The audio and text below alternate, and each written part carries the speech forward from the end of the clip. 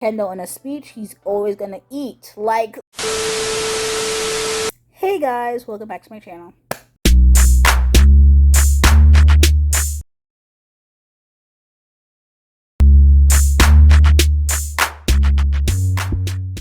If you don't know this beat, it's your girl KylerB coming at you with a new video. So today we're going to be talking about Succession Season 4, Episode 9, called Church and State. This episode is basically Logan Roy's funeral episode. This episode is basically a week since Logan died. So a week since Logan died. Let's get right into the video because, yeah, it's a lot. First and foremost, what I want to say is that they really meant business in this episode. There was no cold open at all. It just went straight from the recap to the theme song. Like, no cold open. They're ready down to business. Let's go. But one thing I would like to say is that Kendall in a mic, Kendall is always prepared to give a speech. Like, he's always awkward and whatnot, but he would always give a speech, and his speeches are always eating, okay? But yes, I would just want to say is that this episode started with Roman. He's reciting his eulogy speech to Logan, and obviously his speech was kind of like, what are you gonna say? But he obviously felt prepared to say it. You know, he was on top of the world, quote unquote. You know, he felt on the high. Then we have Kendall, who's on the low. Kendall, you know, first gets the call from Rava telling him that her and the kids are not coming to the funeral, and she's actually going to take the kids out of town to go upstate. So this is a big day for Kendall. You know, his father's dead. This is his funeral, and you know, his ex-wife and kids, or his separated wife and kids, is not coming. So he's like already down like one. But obviously, if everybody knows the reasoning, is that because you got McKinnon that you guys rooted for to be president, and yeah, is not aligning with your daughter, who's a person of color, and is not safe. Like, she got hate crimes. Like, you gotta understand the reasoning for the safety of why, you know, Kendall needs to understand the reasoning why, you know, Rava is trying to protect the kids. So obviously he decides to go meet up with Rava, and he told her that she was chronically online. And I'm like, bro, he really essentially told her that she needs to go outside and touch grass. Because I'm just like, when he said, you're too online, and I'm like, bro, like, what are you doing, Kendall? And obviously, you know, the kids, Iverson and Sophie, are obviously, they didn't even let him open the car door so that we can see their faces. But I think they said that they filmed a different, like, Kendall taking Sophie and like driving off of her and stuff like that. But I think in this cut, the cut that made the episode, we did not see Iverson and Sophie at all. So, but obviously Rava took the kids upstate, and that was that. So then when Kendall got into the car, because he's riding with Shiv and Roman, we see that you know, they get out and just tell them that it's like very crazy. The protesters are like really protesting. So they got out the car and they look at the calendar, and Kendall sees that Jess has like a day in, and he's like, what's that? Jess is basically telling Kendall that she's going to be quitting, you know, finding another job, basically, essentially. And, you know, obviously we know Jess is also another person of color, and you guys basically rooted for McKinnon to be the president. So it's kind of like, you gotta, like, Kendall needs to be thinking, like, if you're Rava and the kids are not coming to the funeral for safety reasons, Jess is not coming. Well, she's coming to the funeral, but she's gonna be leaving you in a short amount of time. It's like, you gotta put your thinking caps on, Kendall. But also, the thing is that Kendall basically heard, you know, Jess is gonna be leaving, and he's like, the day of all days, Jess. Like, Jess wasn't gonna tell you that today. She was trying to, like, basically, you know, give you the day to not really discuss it. But he obviously, Kendall knowing Kendall. So before Kendall even meets up with Jess, he's in the car with Shiv and Roman. And Shiv finally tells Roman and Kendall that she's preggo. And, you got Roman over here cracking his little sick jokes or whatever. And then, Kendall's like, okay, is it Tom's? And she's like, yeah, it's Tom's. And, she said it to her brothers. So now they're aware that she's preggo. So then he meets up with Jess, and he sees that Jess has something in the calendar to discuss. They have a meeting. Jess is like basically saying that she's gonna look elsewhere, try to like look for another endeavor, and he's just like, why are you leaving? You're not gonna get the same opportunities here, blah blah blah blah. So he's like upset because, to be honest, Jess has been Kendall's kind of backbone essentially in this type of thing. Like anytime something goes wrong or he needs to know what's on the up and up, Jess always gets it for him. That's like basically his person, his personal assistant, his person that gets to try to get the information, keeps him up to speed on things. So the fact that Jess, after all these years, is about to leave him is kind of like, what's going on, especially on the day of all days, his father's funeral. Is kind of like, what? Even though Jess was trying to spare him, he was just like, I can't believe you did this to me on on this day, Jess. But yeah, so Jess is about to leave, and obviously he was asking, is it because of the election? But she was like, oh, I was thinking about it for a while. So, but with Rava, taking the kids away, to upstate, and just wanting to leave Kendall, it's kind of like, Kendall, I gotta think about it now. Like, there's a reason why. But, Kendall is like on the down. Like, you got Roman over here being all cheery, and Kendall basically is walking into a funeral of all places, ready to knocked down 2 pegs. So, we see Caroline, hugs her kids, which is Shiv, Roman, and Kendall, and she basically senses that Shiv is preggo. Like, as soon as she hugged her, she was just like, oh, like, she just knew off the bat that Shiv is with child. So, Caroline was very messy because she decided to take all of Logan's, wives, mistresses, whatever, and put them at the front row. So we got Marsha, Carrie, Sally Ann, Caroline sitting at the front row, which is just like, you're very messy. So the funeral starts, and we have Ewan, who is Greg's grandfather. He decides to start walking up to the podium, but he's not even, like, he was not assigned, or basically he wasn't supposed to do that because they didn't really have that plan. So everybody was trying to like tell Greg, like, get Ewan, come sit back down, like, what are you doing?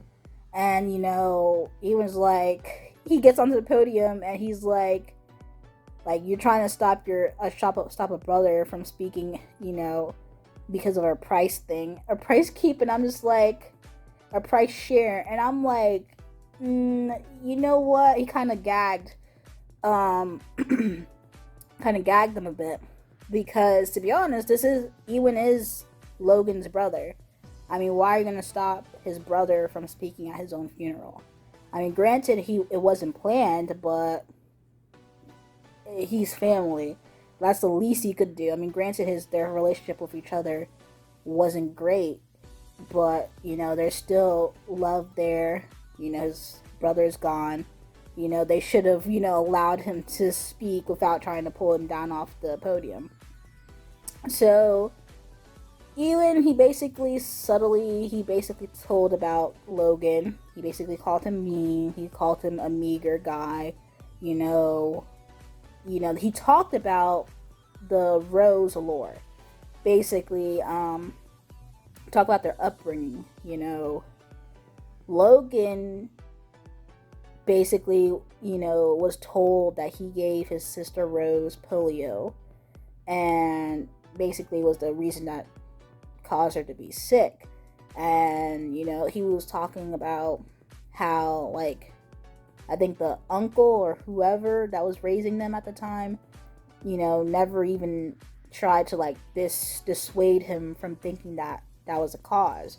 So he basically grew up with that burden of thinking that he was the cause of his sister's sickness, and and it was just like basically learning more of the backstory, because you don't really know too much about Logan. In season 1 we saw that he had a lot of scars on his back, and it looks like obviously from getting a beating. And then obviously we know about his sister Rose, which is a very touchy subject, and we don't come back to it until season 4, where we learned about his sister Rose at his funeral. So it's kind of like we get a read from Ewan basically saying that Logan was a mean guy. He was a bitter guy, a meager guy. He basically, that's how he was. So they were like, we have something else to say at the eulogy that basically says a different part to their father. So Roman was supposed to go up and basically say his eulogy.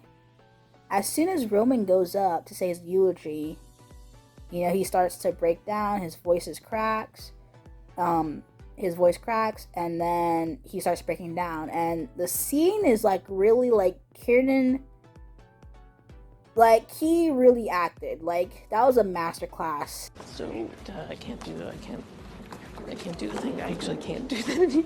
I can't. I tried to sing it. I can't. It's okay. Just take a breath. Hey. It's okay. Just take it. Is he in there? Yeah. Get him out.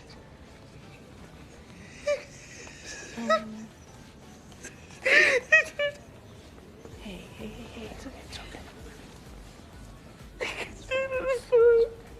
I'm sorry. It's okay. Hey. Just take a breath. It's okay.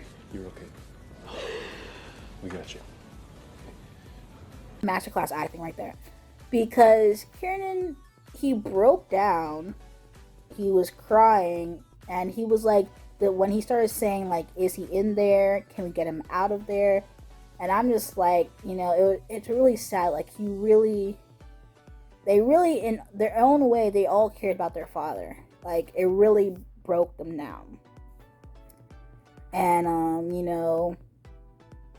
we got Connor, Shiv, and Kendall comforting him, and it was just like, it was a very sweet moment, because the siblings comforting their crying brother, and it's just like, it was just very sweet to see that they're all coming together. So Shiv and Roman basically told Kendall, like, go up there and try to like, can you say the speech, So he was gonna read Roman's note cards, but it's not gonna be Kendall if he's reading off of what Roman says. So Kendall, off the spot, he basically got a eulogy about his father. And that right there, that pinpoint of Kendall stepping up after his brother broke down, showed you that Kendall is a successor. Showed you, like, that is the, like, if any other moment in the show didn't tell you that Kendall's a successor, this moment right here. And there are many people out there who will always tell you no. And there are 1,000 reasons. There always are 1,000 reasons not to not act. But he was never one of those. He had a vitality, a force that could hurt. And it did.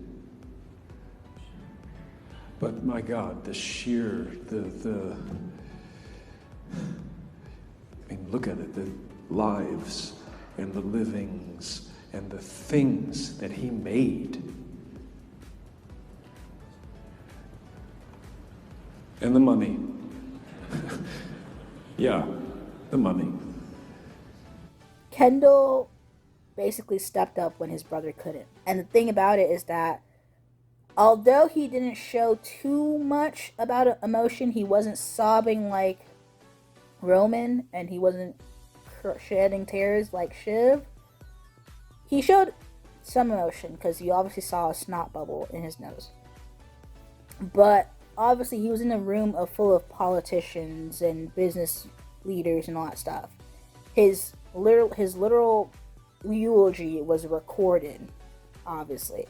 So with that being said, if he didn't show too much emotion, it's because this was a moment in time where it shows the world or the people in that room that he's capable of being CEO. He's capable of taking over in Logan's place. Own and make and trade and profit and build and improve. I mean, great geysers of life he willed. And that speech right there, that was a speech. Like I said, Kendall in a speech, he always gonna eat, okay? Kendall in a speech, he's always gonna eat. Like, let's go, okay?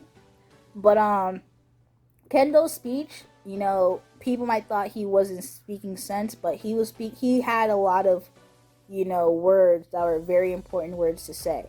He also said that, the things that he despised about how Logan operated, he said at the end that he hope it's in him. He hope he has the vim that his father had, to do these business meetings and stuff like that, which is just like, you know what? He thinks that the way his father operates and became this, business Mongol, you know what I'm saying? He has to be just like him. So obviously he's going to imitate him. He's going to try to, get all, the traits of him to fulfill that role. He also talked about how his father created life of him and his 3 siblings. Bloody, complicated life. He made life happen. He made me and my 3 siblings.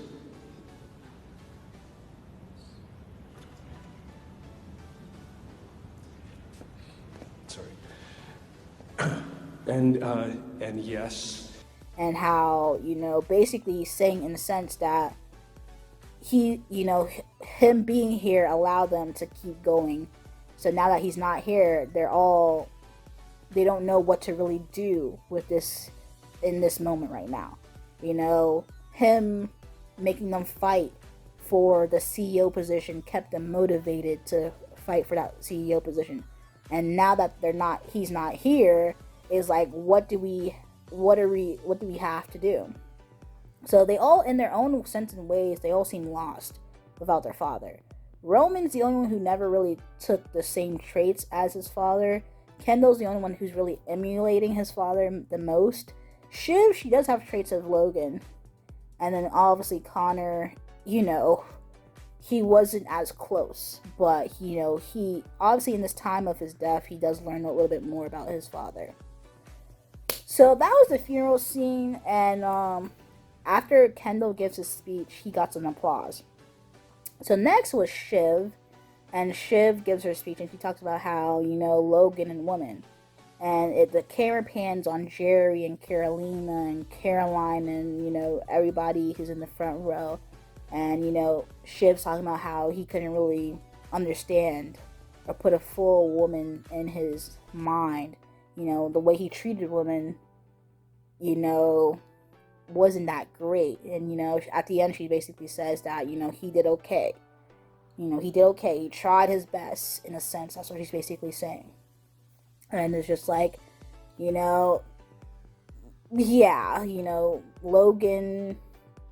as Shiv being the youngest and the only daughter in a male-dominated business,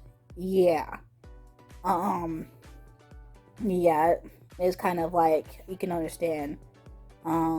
So, like I said, Kendall's the only one who got the applause, but Shiv's speech was actually very, also very moving as well, to show you who Logan was. So then at the end of the funeral procession, everybody's giving handshakes to Kendall, and he's like, not really congratulating him, but they're all shaking his hand. And then, Jess gives him his coat, and he's like, thanks, Jess. So then he tells Mencken, like, are we gonna talk later? So they all go up to the burial site, and, you know, Logan's gonna be entombed. So Connor's like, oh, we got a top bunk, or you want top bunk and whatever, because he basically has this whole wall basically empty. So Logan's gonna be the first person who's gonna be entombed into the wall. So he has space for each of his family members to be entombed with him, which is like, that's a Logan type thing, you know, all be entombed together with him. But yeah, so kind of morbid. Talks to Hugo at the burial site to basically talk about the business deal. And I'm just like, even at a funeral, they're still conducting business. So Hugo's like, yeah, I got you. And he's just like, he rallies up Hugo. Then he gets to, I guess, the repass location. And he talks to Colin. So him and Colin are talking, and he's like, you know, I hear you're talking to a head shrink. Like, you know, you can always talk to me, and, you know, people talk. So he basically rallies Colin, because Colin's a loyal, you know, working person to work with him. So he has Hugo, he has Frank, he has Colin. Like, do you understand that Kendall is thinking smart and not hard? He realized that all these people worked for his father and were loyal members of his father's council and people that worked with his father. Colin and Logan seem to be really good friends, because that man was crying at the funeral. Like, we saw a camera pan to him. He was shedding his tear. Then, you know, after Kendall made a proposition to Colin about working with him, he kind of smiled in the sense that, you know, Kendall is his son. So he's basically rallying up everybody who kind of worked with his father, who kind of made his business successful, to kind of keep on his side, which I think is pretty smart. That's a Logan thing to do. So anyway, he rallies up Hugo. He got Colin. He propositions Colin, and Colin might take the job. There is also said that Colin knows a lot of information. So before Colin starts to talk about, you know, all these, you know, confidential information to other people, why don't he keep the information, just talk to Kendall? So, like I said, Kendall's thinking a little bit smart right here. So then we get to, Kendall talking to Mencken, and they're trying to talk about the deal. And then we got Connor coming in, we got Roman coming in, and then Mencken basically called Roman teary-eyed, because you got Roman over here like trying to act big and bad, and he's like, you were sobbing right in front of everybody, like, calm down. Like, basically that's what. And then Kendall's like chill on him, like, today's not the day. Like, Kendall's always big brother. Like, Kendall always sticks up for his siblings, because I feel like even though Connor is their eldest brother, Connor is more of a father figure to his siblings than a brother. Like, Connor plays the father role, Kendall plays the big brother role, and then obviously you got youngest sister and middle child Roman. But that's basically how it operates. But like I said, when Kendall's like him and his 3 siblings, because in season 3 he did not even recognize Connor like as a sibling, and he's like, oh, you know what I mean. But I feel like I think the reason why is that Connor's really a brother. I mean, a father than a brother. But yeah, he recognized Connor as his, as a sibling of his, which is really different than before. We get to the end of the episode, and Kendall and Roman have a sit-down talk, and Kendall's basically telling Roman that you messed up the deal with Jared Mencken. You messed up the deal. Kendall's like telling him that, you know what? It's okay. You messed it up, but it's fine. I'll take responsibility for it, but you're the one who messed up the deal. So, obviously Roman was feeling down and bad, obviously, from the funeral, to now hearing from Kendall that, the truth that he messed up the deal. So then Roman ends up trying to he tries to basically provoke the protesters to yell at him and curse at him and whatnot. And it's just provoking the protesters to beat him up, because after he did something bad, he wants to get punished for it. So essentially it's like when Logan was around, if he did something bad, Logan would beat him or curse him out. And that's essentially what, Roman is kind of familiar with. So kind of sad that that's what he resorts to. But the thing is that would you not want Kendall to tell Roman that he messed up when he did messed up?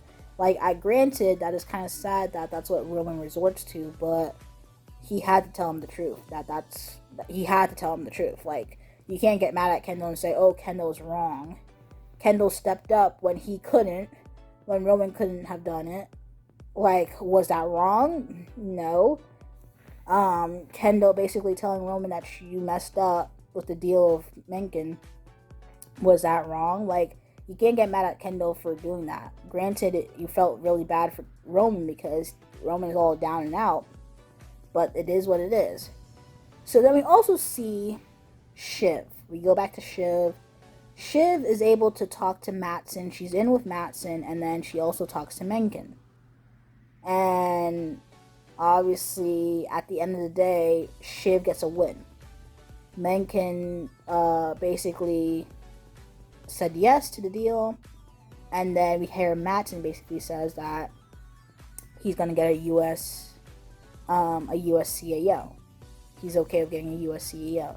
So with all that being said, is that Shiv assumedly thinks that she is going to get the top spot, but Kendall is already having his whole plan work out. He's already on go. He got Hugo, Frank, Carl, Colin, maybe.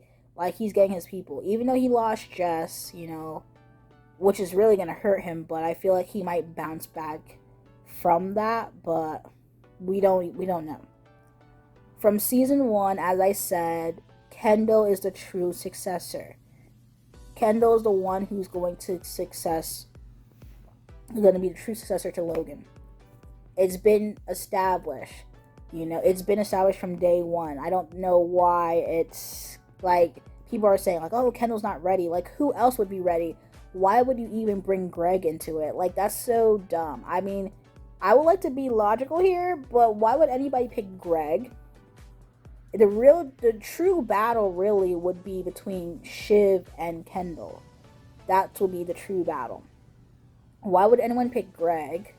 Roman basically showed the entire world that he's not stable enough right now to be a CEO. He broke down in front of everybody. Once everybody finds out that Shiv is with child, yeah, kiss CEO goodbye.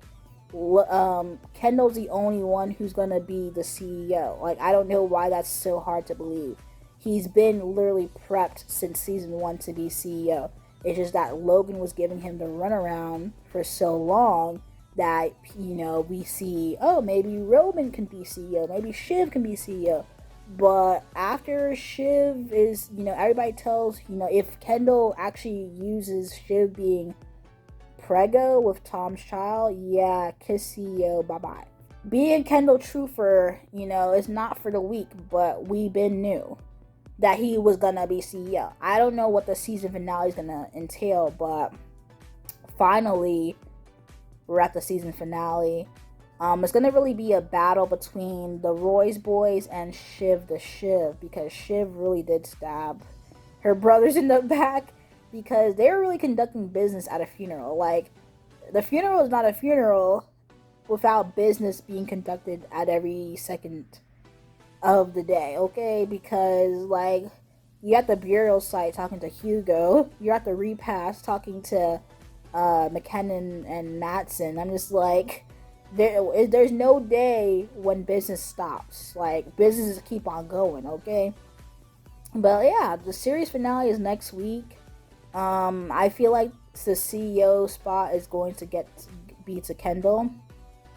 We don't know what he's going to do to get there because we're obviously seeing him in the process, but the speech at the funeral basically solidifies Kendall being the top dog. The speech at the funeral basically solidified that. Him being the only one to get the applause, him getting handshakes from everybody, yeah, he basically solidified his spot as successor. Anyway, guys, if you like the video, comment down below, let me know your thoughts, comments, concerns, and you're not subscribed to my channel, subscribe. Anyway, thank you guys for watching this video. Peace.